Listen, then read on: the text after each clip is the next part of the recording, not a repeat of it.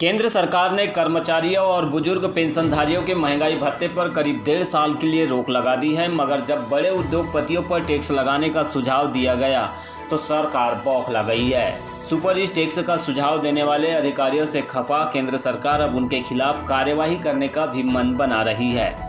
देश में कोरोना बंदी का संकट जारी है, अर्थव्यवस्था का भी भट्टा बैठ गया है। ऐसे में अधिकारियों ने सुपर टैक्स की बात करते हुए वास्तव में गरीबों को इससे राहत देने के लिए जो पत्र सरकार को लिखा है उसकी तारीफ होनी चाहिए थी, लेकिन सरकार अधिकारियों के इस कदम को सराहने या फिर उस पर विचार करने के बजाय सीधे सुझाव देने वालों पर ही कार्यवाही का मन बना रही है, जो कि कोरोना संकट पर सरकार की गरीब और मजदूर विरोधी या नागरिक विरोधी मंशा को जग जाहिर कर रहा है।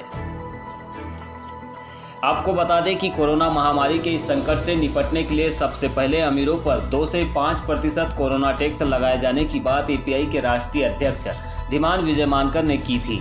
उन्होंने इस संबंध में केंद्रीय सचिवालय एपीआई की ओर से ऐसी अनेक पोस्ट भी जारी करते हुए सरकार को सुझाव और समाधान की ओर बढ़ने की बात कही है।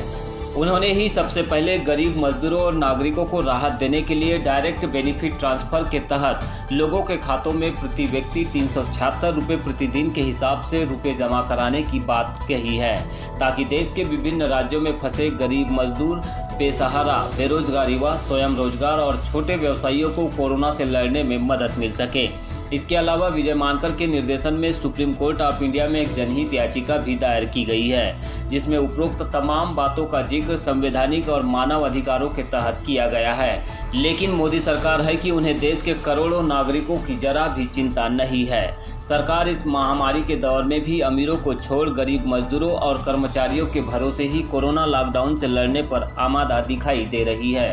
आपको बता दें कि लॉकडाउन के दूसरे चरण के बाद देश भर में फंसे मजदूर भूख प्यास से व्याकुल हो उठे हैं। वे लगातार सरकार से अपने घरों तक पहुंचाए जाने की मदद के लिए गुहार लगा रहे हैं। साथ ही एक वक्त के भोजन के लिए घंटों तक कतार में खड़े होने की मजबूरी का भी सामना कर रहे हैं।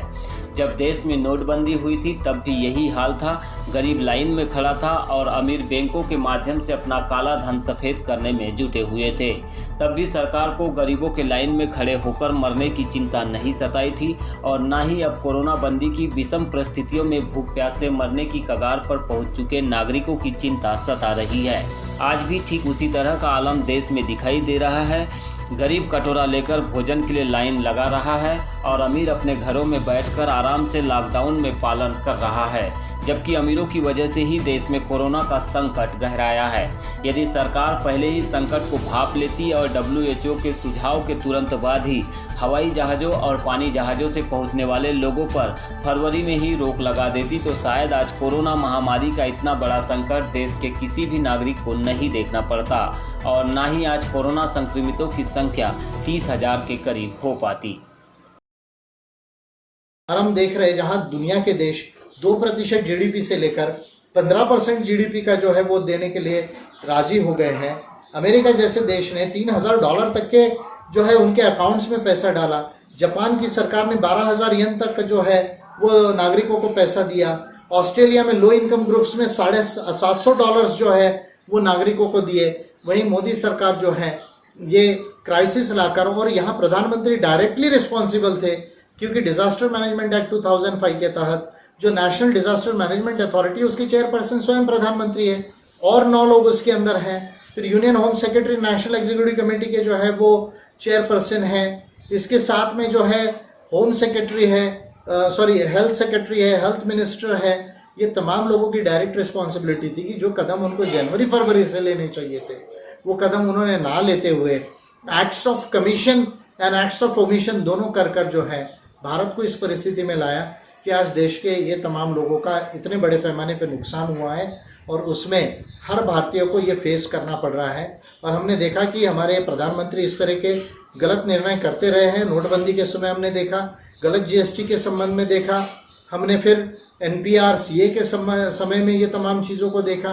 तो हमारे देश के प्रधानमंत्री जो है विज्ञान को ध्यान में रख के, नीतियों को ध्यान में रख के, संविधान और मानव अधिकारों को ध्यान में रखकर जो है वो निर्णय नहीं लेते हैं, उसके वो आदी नहीं है, हम ये जानते हैं। लेकिन यहाँ उनकी डायरेक्ट रिस्पॉन्सिबिलिटी थी कि वो इस डिज़ास्टर को रोकने के लिए कदम जनवरी से लेते, तो जो उन्होंने नहीं लिए। ये एक बड़ा सीरियस मुद्दा है अब इसकी भरपाई देश में कौन करेगा, ये एक बड़ा महत्वपूर्ण सवाल है जो मैं समझता हूँ कि देश के अंदर आया हुआ है और इसका जवाब जो है बीजेपी की सरकार को देना पड़ेगा।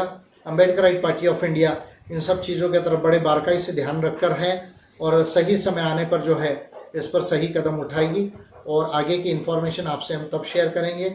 आज मैं समझता हूँ कि इतना ही कहना जो है वो उचित है।